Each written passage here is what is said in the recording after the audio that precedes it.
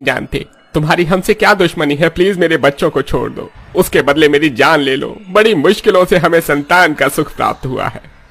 तुमसे ज्यादा इस बच्चे की जरूरत हमें है। कई सालों से हम इस बच्चे का इंतजार कर रहे थे। प्लीज ऐसा मत करो, ये मेरा पहला बच्चा है। तुम मेरे दूसरे बच्चे की जान ले लेना प्लीज, मेरा पहला बच्चा छोड़ दो। हम इस बच्चे को नहीं छोड़ सकते और आज हमें किसी की जान नहीं लेनी, इसलिए हम तुम्हें बख्श रहे हैं। चलो हम जल्दी से इस बच्चे को अपनी दुनिया में लेकर जाना है, इससे पहले कि हम लेट हो जाएं। तो चुड़ैल पंडित के बच्चे को लेकर हवा में उड़ जाते हैं और पल भर में ही पंडित और उसकी बीवी की नजरों से ओझल हो जाते हैं।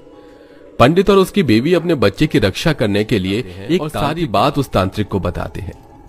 प्लीज बाबा हमारे बच्चे की मदद करो। वो चुड़ैल और भूत हमारे बच्चे को अपनी दुनिया में ले गए हैं। हमें हमारा बच्चा चाहिए। बड़ी प्रार्थना करने के बाद हमें हमारा बच्चा मिला था। माफ करना, पर मैं तुम्हारे बच्चे को नहीं बचा सकता, क्योंकि तुम्हारे बच्चे का जन्म हुआ ही इसीलिए था ताकि वो उन शैतानी दुनिया को आजाद कर सके जिन्हें मैंने श्राप दिया है। पर अगर पूजा सफल रही तो तुम्हारा बच्चा जीवित रहेगा और मैं खुद तुम्हें तुम्हारा बच्चा लौटा दूंगा। क्या श्राप? कैसा श्राप और कैसी शैतानी दुनिया? ये 10 साल पुरानी बात है, जब मैं एक गांव में अपनी तंत्र विद्या पूरी करने के लिए गया था। आधी रात को एक बड़े घने जंगल में, जहां चारों तरफ कोहरा ही कोहरा था और जानवरों की आवाज आ रही थी, वहां एक तांत्रिक कोई तांत्रिक पूजा कर रहा था। पर तभी वहां कुछ शैतान बच्चे आते हैं और तांत्रिक को परेशान करने लगते हैं। अरे देखो इस तांत्रिक के बाल कितने बड़े हैं, इसके गले में कितनी अच्छी मोती है। चलो इसके गले की मोती ले लेते हैं। पर मैं तो पहले इस आग को बुझाऊंगा। चलो इस तांत्रिक को परेशान करते हैं। इतना बोलकर वो सारे बच्चे मिलकर तांत्रिक को परेशान करने लगते हैं, जिस वजह अधूरी रह जाती है और तांत्रिक गुस्से में आकर बच्चे और पूरे गांव को श्राप दे देता है। इतने दुष्ट बच्चे आज से पहले मैंने कभी नहीं देखे, इसलिए मैं तुम सब बच्चों को और उस पूरे गांव को श्राप देता हूँ कि इस गांव में अब कभी कोई बच्चा जन्म नहीं लेगा और ये पूरा गांव शैतानी गांव बन जाएगा, जहां सब चुड़ैल और भूत होंगे और तुम्हारा गांव एक अलग ही भूत चुड़ैल की दुनिया के नाम से जाना जाएगा। तांत्रिक का गुस्सा और श्राप सुनकर सभी बच्चे डर जाते हैं और डरते हुए बच्चे देखते हैं कि उनके गांव के सभी लोग एक एक करके मर रहे हैं और सारी औरतें चुड़ैल बन रही हैं और सारे आदमी भूत। बच्चे सारी दुर्घटना अपने गांव वालों को बताते हैं, जिसके बाद इस तांत्रिक से माफी मांगने के लिए जंगल में जाते हैं। बाबा हमें इस श्राप से मुक्त कर दो, हम इंसान से चुड़ैल और भूत बन गए हैं। हमारे गांव के बच्चों की मौत हो गई है। बच्चों की गलती की माफी हम आपसे मांगते हैं, हमारे बच्चों से गलती हो गई। अब बहुत देर हो चुकी है, अब मैं अपना श्राप वापस नहीं ले सकता और अब मेरे श्राप ने काम करना शुरू कर दिया है। नहीं तांत्रिक बाबा, ऐसा मत बोलो, इसका कोई तो उपाय होगा, हम आपसे विनती करते हैं। एक उपाय है, अब तुम गांव वासी को इस श्राप से तभी छुटकारा पा सकते हो जब तुम किसी दूसरे गांव से नवजात शिशु को लेकर यहाँ आओ। पर याद रखना, उस नवजात शिशु के माथे पर काला टीका होना चाहिए और वह नवजात शिशु सिर्फ पूर्णिमा की रात को ही जन्म लेगा। तुम्हें सही बच्चे का चयन करना होगा, अब वही बच्चा तुम्हारे गांव को इस श्राप से तुम्हें आजाद कर सकता है। तांत्रिक गांव वालों चला जाता है, जिसके बाद धीरे धीरे वहां के सभी लोग भूत और चुड़ैल में बदल जाते हैं और उनका गांव भूत चुड़ैल की दुनिया में बदल जाता है। इसी तरह से कुछ दिन बीत जाते हैं और एक एक करके चुड़ैल और भूत हर रात किसी दूसरे गांव जाते और नवजात बच्चे को रात नैना राम की औरत अपने छोटे से बच्चे को लेकर सो रही थी। तभी वहां एक चुड़ैल आती है। सुनिए जी, देखिए हमारे घर में चुड़ैल है। क्या चुड़ैल? एक चुड़ैल हमारे बच्चे से दूर हो? तू जानता भी है तू किससे बात कर रही है? मैं एक चुड़ैल हूँ और मैं यहाँ तेरे बच्चे को लेने आई हूँ। अगर तू मेरे रास्ते में आया तो मैं तुम दोनों को खत्म कर दूंगी। अगर अपनी जान प्यारी है तो चुपचाप अपना बच्चा मुझे दे दो। नहीं, मैं अपना बच्चा तुम्हें नहीं ले जाने दूंगी, चाहे मेरी जान ही क्यों ना चले। तो मैं तुझे मार कर ही तेरा बच्चा ले जाऊंगी। इतना बोलकर फिर चुड़ैल अपने हाथ लंबे कर लेती है और दोनों पति पत्नी का गला दबाकर उन्हें मौत के घाट उतार देती है और उसके बच्चे को अपने साथ ले जाती है और अपनी दुनिया में आने के बाद उसी तांत्रिक को याद करते हैं। तांत्रिक बाबा, हम इस पूर्णिमा की रात को एक और नया बच्चा लाए हैं जिसके माथे पर काला टीका है।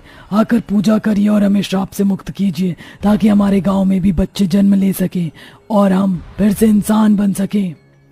चुड़ैल और भूत के बुलाने पर तांत्रिक बाबा उनकी दुनिया में आता है और बच्चे को देख भूत और चुड़ैल से कहता है, ये वो बच्चा नहीं है जो तुम्हें श्राप से मुक्त कर सके। तुम एक बार फिर गलत बच्चा उठाकर लाए हो, या यूं कहूं कि अब तक उस बच्चे ने इस दुनिया में जन्म ही नहीं लिया।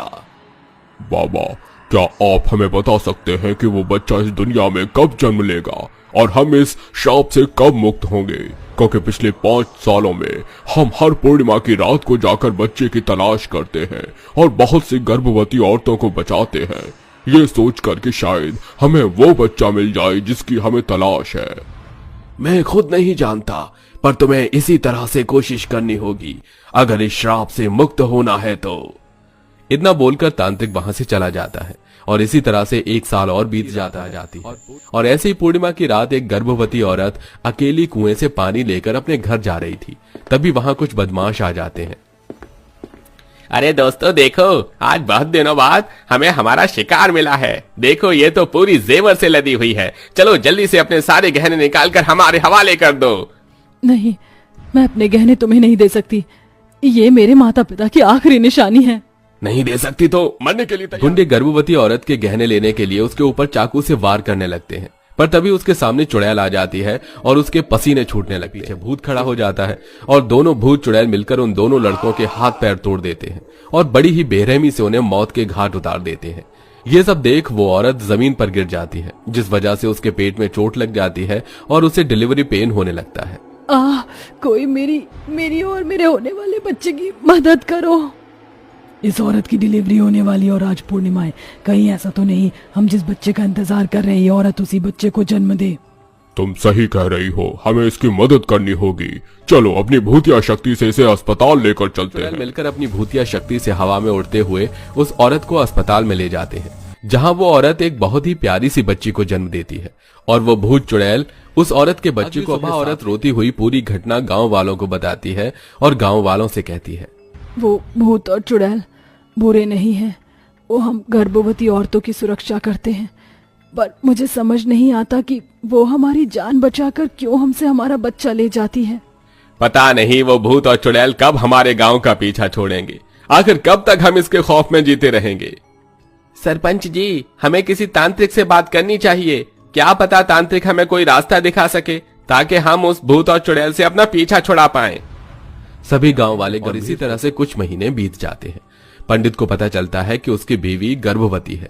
इसी तरह से समय गुजरता है और देखते ही देखते पंडित की बीवी एक बेटे को जन्म देती है, जिसके माथे पर काला चुड़ैल आकर उनके बच्चे को ले जाती है। पूरा चांद हो चुका है, मुझे उन भूत और चुड़ैलों की दुनिया में जाना होगा ताकि मैं जाकर पूजा कर सकूं और उन्हें इस श्राप से मुक्त कर सकूं। और तुम फिक्र मत करना, जैसे वो भूत और चुड़ैल इस श्राप से मुक्त होंगे तुम्हें तुम्हारा बच्चा भी मिल जाएगा।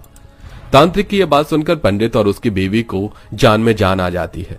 अब पंडित भूत और चुड़ैल की दुनिया में जाता है और वहां जिसके बाद भूत और चुड़ैल को उस श्राप से मुक्ति मिल जाती है और तांत्रिक उस बच्चे को फिर से पंडित के हवाले कर देता है, जिसके बाद फिर कभी किसी गांव से भूत और चुड़ैल बच्चे नहीं लेकर जाते और 10 साल बाद उनके गांव में एक बच्चा जन्म लेता है। इस 10 साल के बाद जन्म लिए हुए बच्चे के लिए खुशियां मनाई जाती हैं और इस खुशी में पूरा भूतिया गांव ढोल ताशे के साथ नाचते गाते हैं।